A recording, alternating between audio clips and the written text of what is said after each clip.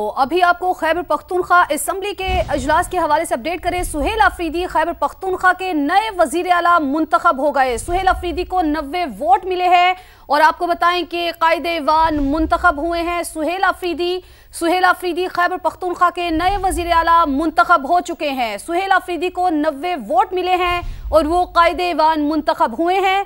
तो अहम डेवलपमेंट जिसके हवाले से आपको अपडेट कर रहे हैं। सुहेल अफरीदी खैबर पख्तूनख्वा के नए वजीर आला मुंतखब हो चुके हैं। सुहेल अफरीदी को 90 वोट मिले हैं और वो कायदे-ए-वान मुंतखब हुए हैं। अहम डेवलपमेंट, अहम खबर जिसके हवाले से आपको अपडेट करें। सुहेल अफरीदी खैबर पख्तूनख्वा के नए वजीर आला मुंतखब हो चुके हैं। सुहेल अफरीदी 90 वोट लेकर कायदे-ए-वान मुंतखब हुए। इरफान मूसाज़ई ने हमें ज्वाइन किया है। इरफान, सुहेल अफरीदी मुंतखब हो चुके हैं वजीर आला। जी बिल्कुल, पीटीआई के जो नामजद उम्मीदवार थे सुहेल अफरीदी जो है वो 90 वोट लेकर खैबर पख्तूनख्वा के जो है वो वज़ीर-ए-आज़म जो है वो मुंतखब हो गए हैं। अपोजिशन की जानिब से जो वज़ीर-ए-आला के भी 3 कागजात जमा किए गए थे, लेकिन चूंकि अपोजिशन ने बाइकाट किया तो सिर्फ यहाँ पर जो है ईवान में हुकूमती अरकान मौजूद थे। जितना जो प्रोसेस था वो जो है वो एक मखसूस लाबी में गए, वहाँ पर हाजिरी लगाए।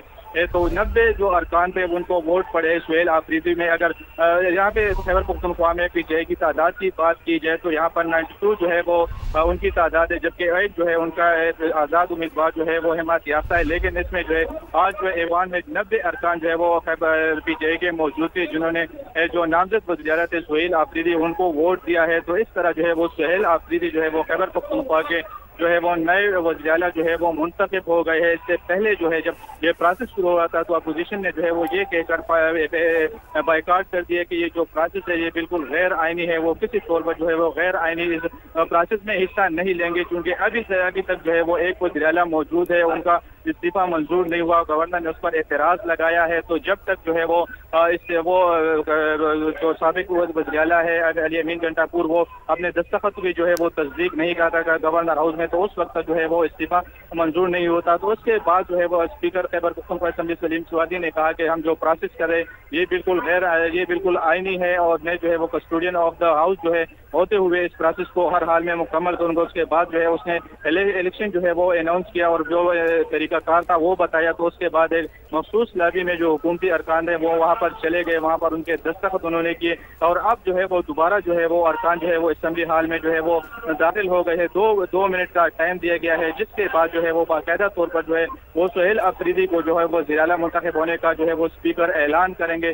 तो इसी तरह जो है वो अपोजिशन के बाइकाट के बावजूद खैबर पख्तूनख्वा असेंबली में जो है वो पीटीआई ने जो है वो इलेक्शन करवाया और बिल्कुल एकतरफा इलेक्शन था, क्योंकि यहाँ पर जो है वो अपोजिशन के अरकान जो है वो नहीं थे। तो जो है वो 90 वोट लेकर सुहेल अफरीदी जो है वो वज़ीर आला मुंतखब हो गए। अच्छा इरफान, जिस तरह से आपने कहा कि जो गवर्नर है उनके पास इस्तीफा गया, लेकिन उन्होंने एतराज़ लगाकर इस्तीफे को वापस कर दिया, दस्तखत के ऊपर उन्होंने एतराज़ उठाया था। तो जब आपने कहा कि अपोजिशन ने इसका बायकॉट किया है पूरे अमल का, तो पीटीआई खुद ब खुद ही उनकी जो तादाद है उन्होंने वोट दिया, 92 तादाद है लेकिन 90 ने वोट दिया है, उनको 90 वोट पड़े हैं और वो कामयाब हुए हैं। तो इस तरह तो पूरे का पूरा जो प्रोसेस है वो मुतनाज़ा नहीं हो जाएगा? इसके ऊपर अपोजिशन